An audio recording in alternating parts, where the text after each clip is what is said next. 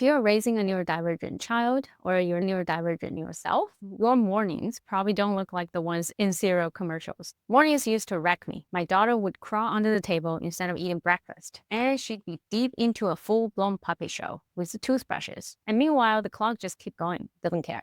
It wasn't just chaos. It was a mix of sensory overload, time blindness, and just makes every step feel like a puzzle. If your child melts down over the wrong spoon or forgets what they were doing misstep, you're probably living the AuDHD double feature. And even one feature is enough to make the mornings out of control. Over the years, we made some progress after making a few small shifts. And now most days feels manageable and we're not late to school most of the time. In this video, I'll share 5 things that made a huge difference for us. Hopefully one of them will click for you too. We used to spend at least half an hour to get dressed and another half an hour to get through breakfast, until I realized she's got too many decisions to make in the morning when her mood is low and her brain is foggy. So I switched all the decisions to the night before, and that has saved us so much time. In the night, when she's putting on her PJs right next to all the clothes, I'll ask her to just pick tomorrow's outfit and we'll hang it out on the closet. So that'll be the first thing she saw when she wakes up. The next morning, we can skip the what do I feel like wearing today, which is a time killer. With the same logic, I will ask her the night before, what would you like for breakfast tomorrow? And then in the morning, I'll just wake up, make the breakfast according to the plan, and she will wake up knowing exactly what to expect. There's no surprises, no choice fatigue, just carry on with your day. The second change is to use something called a minute glass. Nothing makes me more anxious when the clock's just nonstop going. It doesn't care. And my child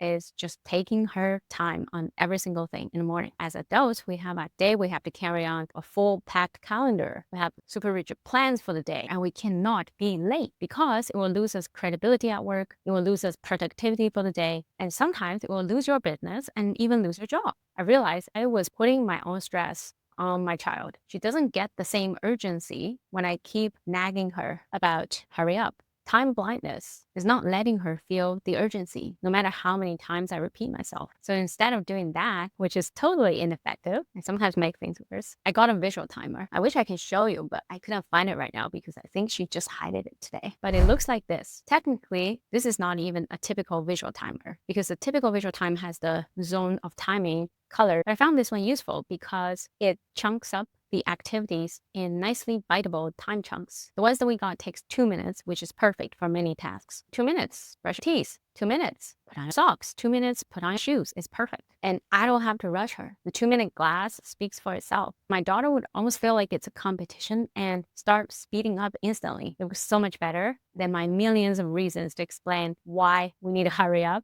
or the consequences of being late. This is why I think it worked. For kids with AuDHD, their internal clock just doesn't sync with the external time. They're not ignoring us. They just don't feel the passing of time the way that we do. A visual cue like watching the bubbles running out turns time into something that their brain can register with. It's external, concrete, and dopamine friendly. It works with their brain instead of fighting against it. Many mornings, my child would wake up moody and grumpy. I used to think maybe she's just in the moody phase, or she's probably hungry, or maybe she just doesn't want to go to school. Until I watched some videos from autistic teenagers and young adults, and they explained how waking up itself is a transition they have to deal with every single day. That involuntary and inevitable daily transition from the sleeping mode to the waking mode consumes a lot of their energy just to get the day started. I finally understand why mornings are such a struggle for my daughter, and it's just a daily reality. After watching tons of videos, I found out there's this one thing that seemed to ease the transition in morning for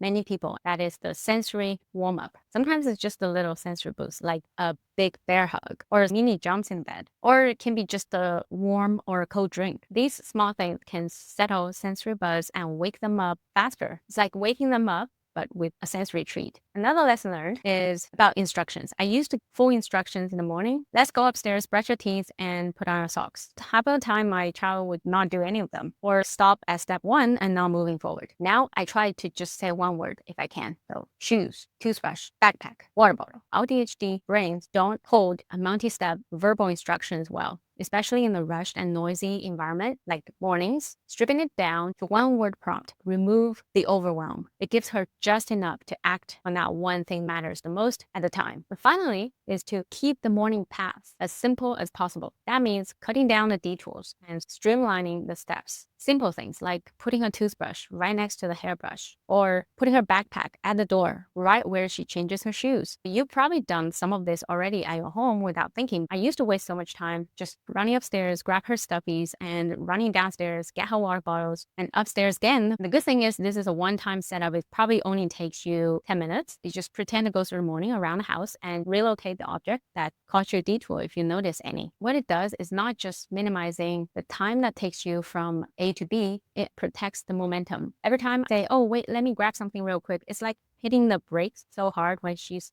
on the go. For AuDHD kids, stopping mid-task to grab something often feels like the task just disappears from their brain. Out of sight, out of mind. Keep everything in the flow helps them stay on track without having to reboot every 5 minutes. These 5 little shifts made a huge difference in our mornings, and I hope one of them will click for you too. Try just one thing today and see if it helps. Let me know if you like more of this kind of videos, so I can make more tiny tips series based on the things I've learned over the years. I hope you have a wonderful day and fantastic mornings. See you next time.